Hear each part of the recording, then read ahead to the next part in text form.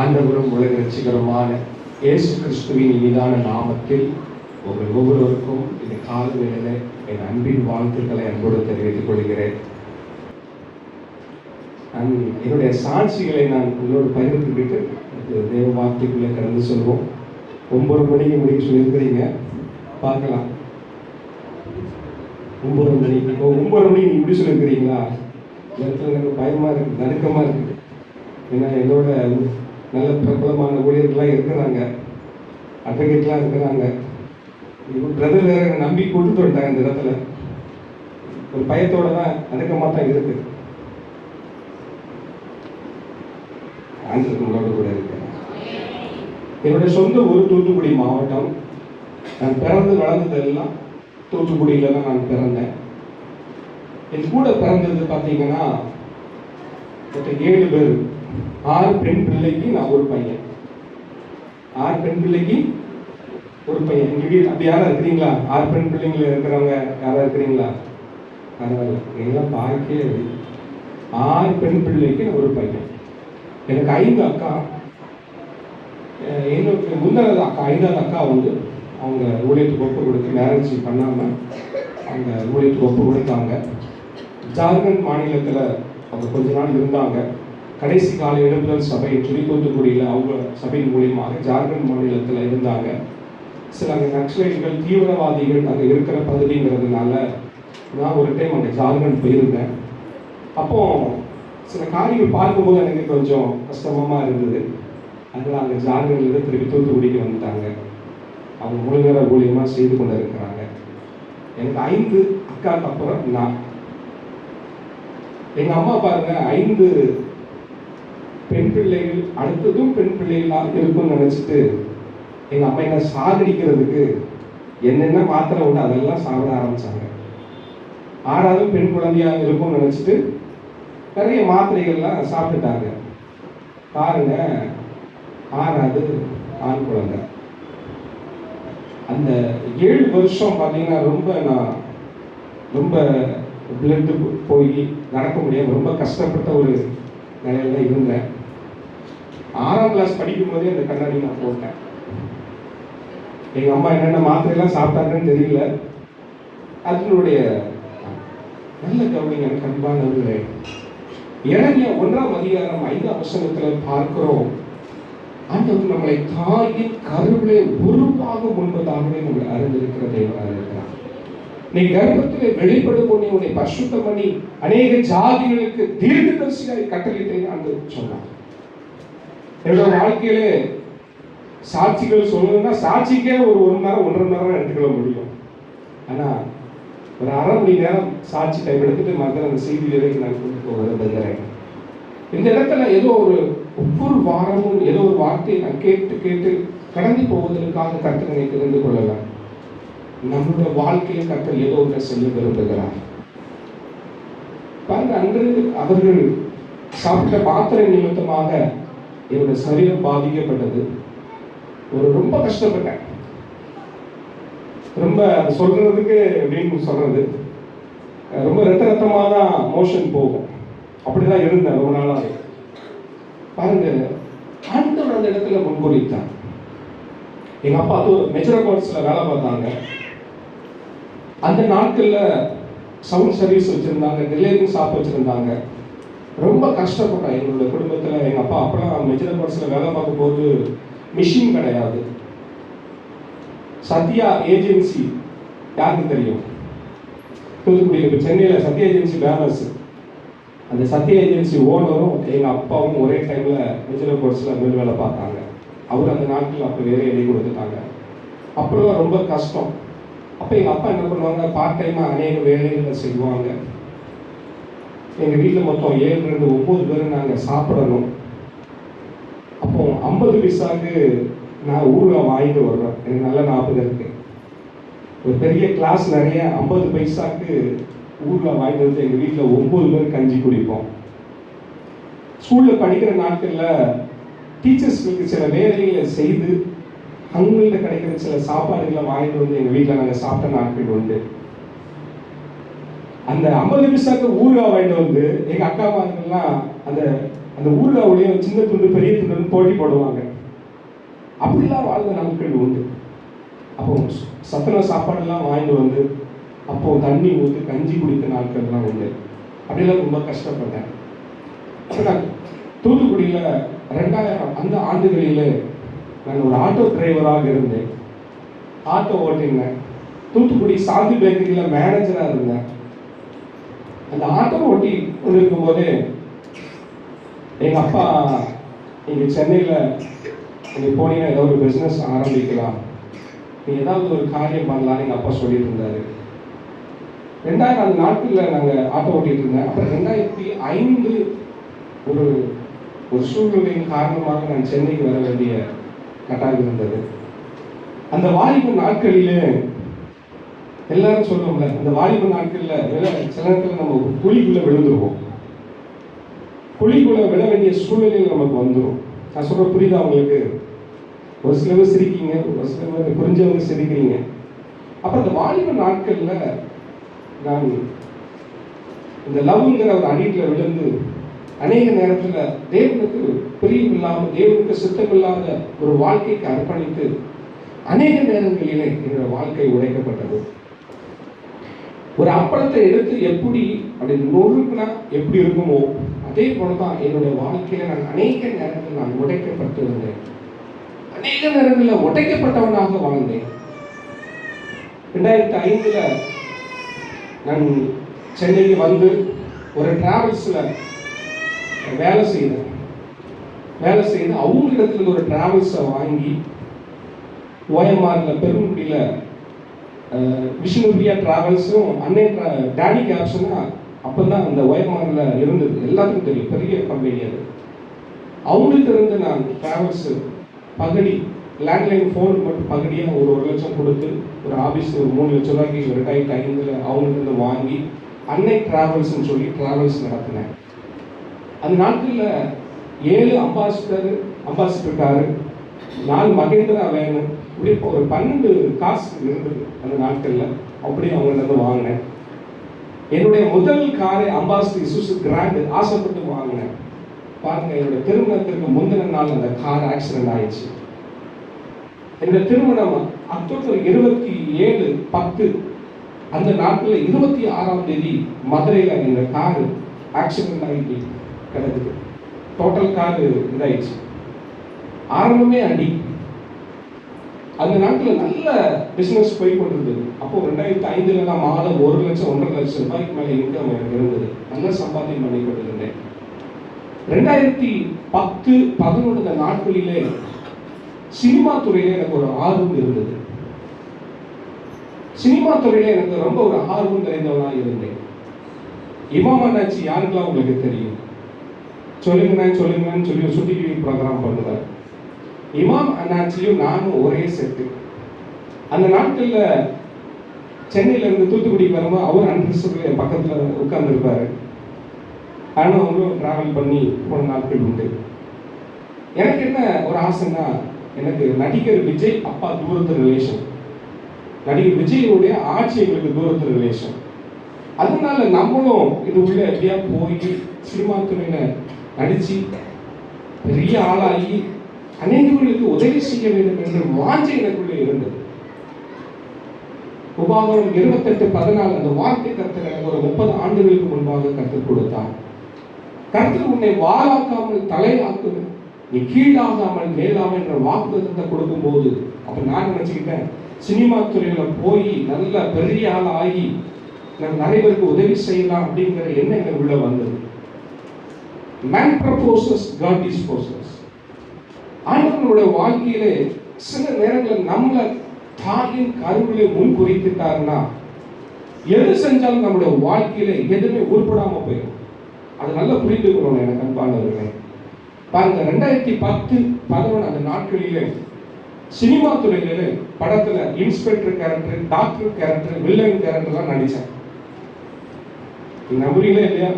அப்போ கூட பாஸ்ட் ஆல்பம்லாம் காமிக்கிறேன். இன்ஸ்பெக்டர் கேரக்டர் போட்டால் பயங்கரமாக கெத்தாக இருக்கும். பார்த்தீங்கன்னா மீசெல்லாம் அப்படி இருக்கும், பயங்கரமாக வச்சு. ட்ரிபிள் கேடியில் டேரக்டர் ஏவி பாபுன்னு ஒருத்தர் இருக்கிறார். அது சொல்ல, அமிர்தா உங்களுக்கு மேக்கப் இல்லாமல் ரொம்ப நல்லா இருக்கிறீங்களே, டாக்டர் கெட்ட போட்டால் ரொம்ப நல்லா இருக்கிறீங்களே, வில்லனுங்க கெட்ட போட்டால் ரொம்ப நல்லா இருக்கிறீங்களே அப்படின்னு சொல்லி அந்த நாட்களில் என்னை ஊக்குவித்தார். பாருங்க, சினிமா தொழில எல்லாம் பண்ணினேன். கடைசியாக ஆக்டர் ஜெய் ஆகாஷ் அந்த அவருடைய படத்தில் அவரை அரெஸ்ட் பண்ணுற மாதிரி நீலாங்கரையில் நல்ல ஞாபகம் இருக்குது, விஜய் வீட்டு பக்கத்தில் ஷூட்டிங் ஸ்பாட்டில் அந்த படத்தை நடித்து ரிலீஸ் ஆகிற டைமில் 2011 ஒரு பிஸ்னஸ் நிமித்தமாக, கோபத்தின் நிமித்தமாக 2011 பாஸ்போர்ட் அப்ளை பண்ணுற நேரத்தில் மலேசியாவில் ஒரு ஷூட்டிங்காக என்னை புக் பண்ணியிருந்த அந்த சூழ்நிலையில் பாருங்கள், 2011 நான் புழல் ஜெயிலுக்குள்ளே தள்ளப்பட்டேன்.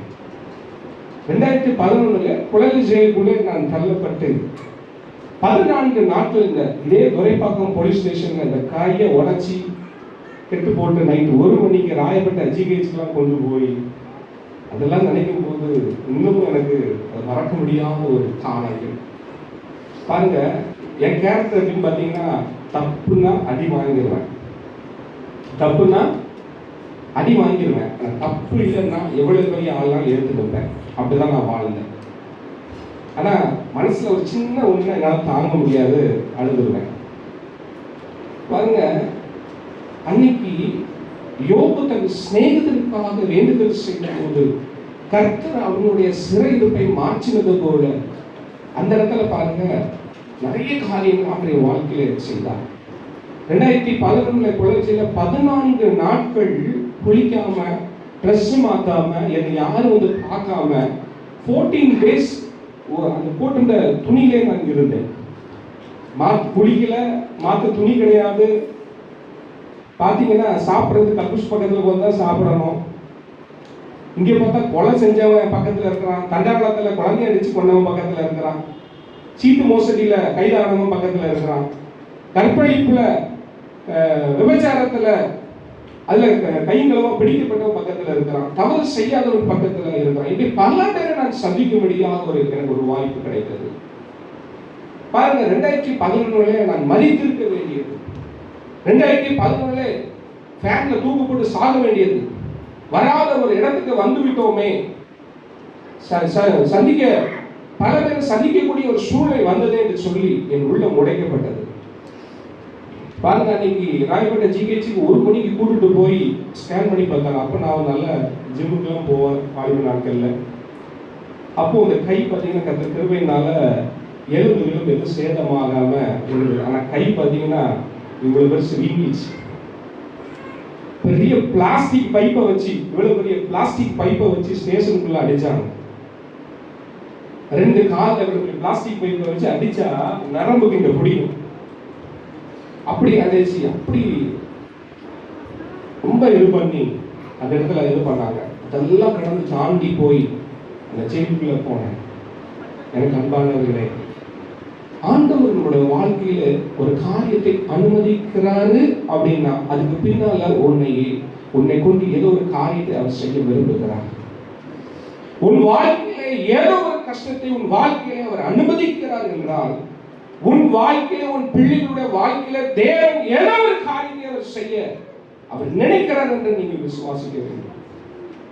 பாருங்க, 18 வயது தான் ஆகுது. இந்த தம்பி மேல என்னைக்குமா தம்பி, உங்க பேர் என்ன பேரு? என்னீங்க, பயப்படாதீங்க. இந்த தம்பி பேர் சதீஷ்னு வச்சுக்கொள்வோம். இந்த தம்பி பேரு சதீஷ். தம்பிக்கு ஒரு 18 வயசு ஆகுதுன்னு வச்சுக்கொள்வோம். இப்போ என்ன வயசு ஆகுது உங்களுக்கு?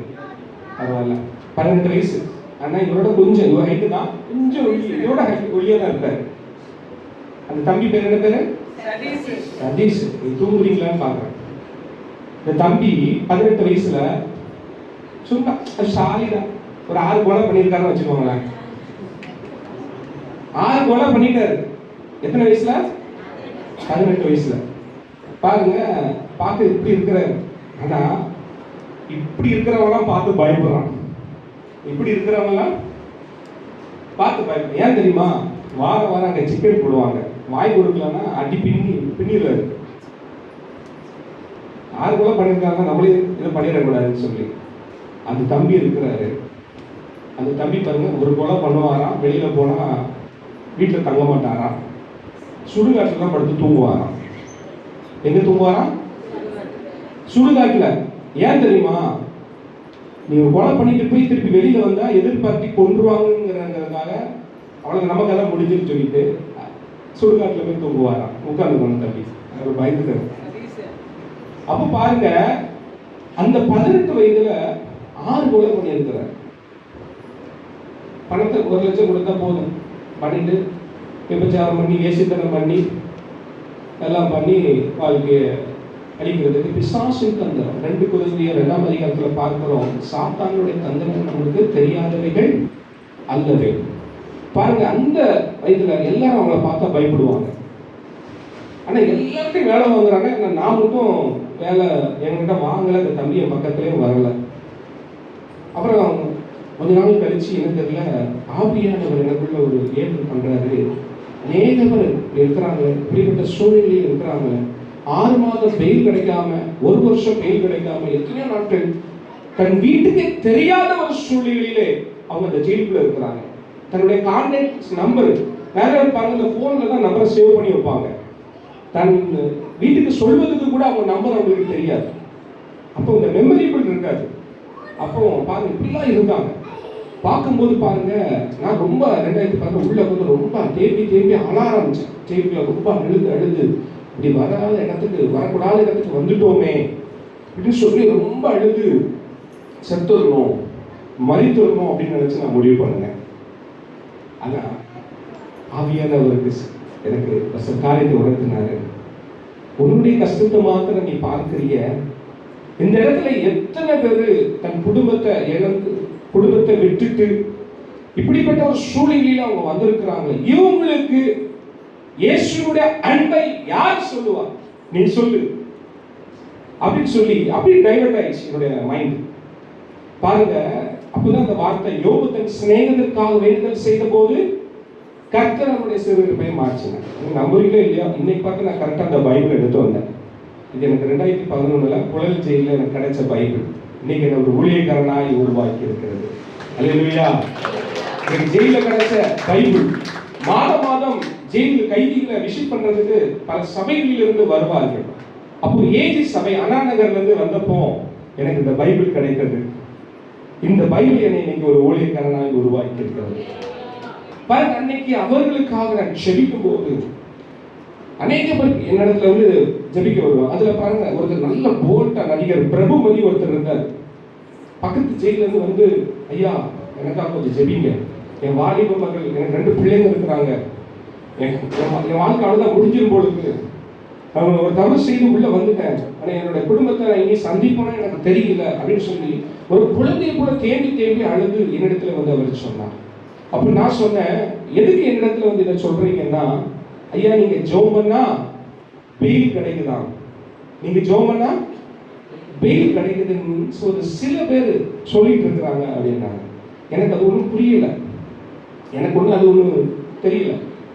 பாருங்க, மற்றவங்களுக்காக நான் ஜெபிக்க நீங்க நம்புறீங்களோ இல்லையோ, என்னுடைய அந்த ரூம்ல 65 பேர் இருந்த இடத்துல நான் 27 நாட்கள் உள்ள இருந்தேன். 27 days. அந்த நாட்கள்ல நான் ஜெபிச்சு வெளியில வரும்போது, நீங்க நம்புவீங்களோ நம்ப மாட்டீங்களோ தெரியாது, 35 பேர் வெளியில வந்தாங்க.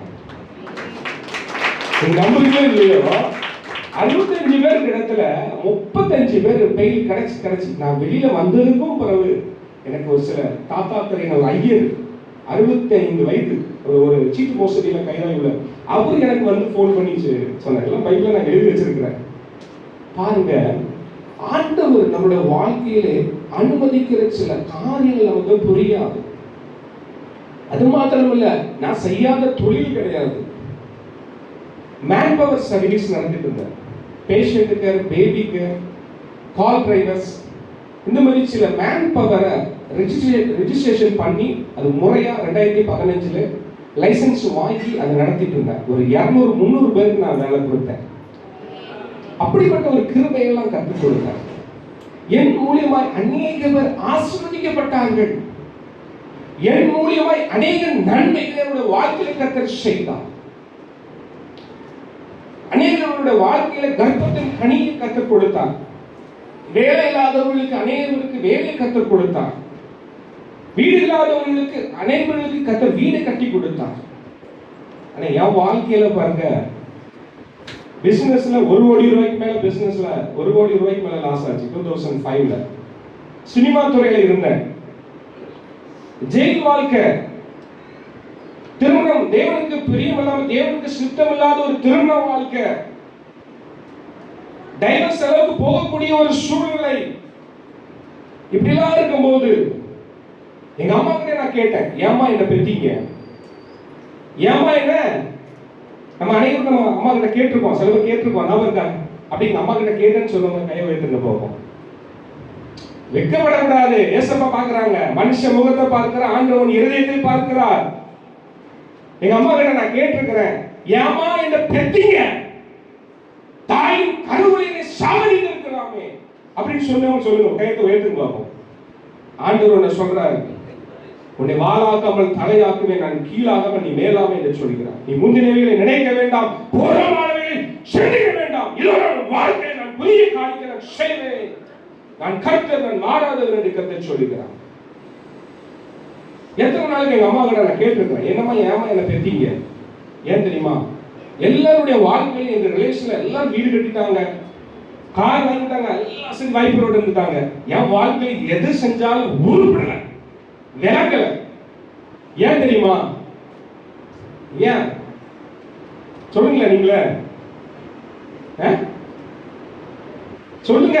என் வாழ்க்கையில எதுவுமே உருப்படல, ஆனா என் மூலியமா அநேகர்கள் ஆசீர்வதிக்கப்பட்டார்கள். என் வாழ்க்கையில எதுவுமே உருப்படல. ஏன் சொல்லுங்க பாப்போம். நான் அப்பப்ப கேள்வி கேட்பேன், என்ன இருக்குது.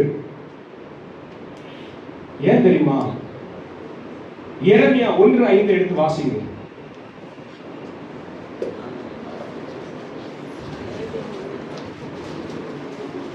வசனத்தை எடுத்து, நான் உன்னை தாயின் வயிற்றில் உருவாக்கும் முன்னே உன்னை அறிந்தேன், நீ கர்ப்பத்திலிருந்து வெளிப்படும் முன்னே நான் உன்னை பரிசுத்தம் பண்ணி உன்னை ஜாதிகளுக்கு தீர்க்கதரிசியாக கட்டளையிட்டேன் என்று சொன்னார். பாருங்க, ஆண்டவருடைய வாழ்க்கையில அவர் நம்மை முன்குறித்து இருக்கிறார்.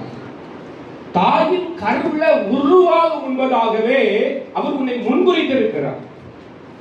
படிக்கிற காலங்களில் பாருங்க, என்னோட ஹேண்ட் ரைட்டிங் ரொம்ப அழகா இருக்கும், அப்படி முத்து முத்தா இருக்கும். தமிழ் இங்கிலீஷ் எழுதினோம்னா சும்மா அப்படி சும்மா ரொம்ப அழகா இருக்கும். சொல்லுவாங்க, கையெழுத்து நல்லா இருந்தா தலையெழுத்து நல்லா இருக்காது அப்படின்னு சொல்லிட்டு இருக்கிறாங்க. அப்படிதான் சொன்னாங்க. எங்க அப்பா அடிக்கடி சொல்லுவாரு, எங்க அப்பாவுக்கு 85 வயசு ஆகுது. எங்க அப்பா மெட்ரோகால்ஸ்ல வேலை பார்த்து இன்னமும் தூத்துக்குடியில அப்பா ஆட்டோ ஓட்டிட்டு இருக்கிறாங்க. 85 வயசுல நான் சும்மா உட்கார்ந்தா எனக்கு நோய் வந்துடும், என்ன டிஸ்டர்ப் பண்ணாத அப்படின்னு சொல்லி எங்க அப்பா ஆட்டோ ஓட்டிட்டு இருக்கிறாரு. அப்போ அந்த நாட்கள்ல எங்க அப்பா டிஜிஎஸ் நினைக்கிறவங்க பார்த்து அதிகமா கேட்பாங்க, அதை விட சினிமா சாங்ஸும் ரொம்ப அதிகமா கேட்பாங்க. இந்த சீரியலுக்கு பயங்கரமா அடிமை. இந்த வாணி ராணி அந்த சீரியல் வந்த நாட்கள் எல்லாம் பயங்கரமான அடிமை. அப்போ சொல்லுவாங்க, இவன் என்ன எப்படி இருக்க, அந்த வாலிப நாட்கள்ல அப்படி சுங்கி மாதிரி இருக்காங்க.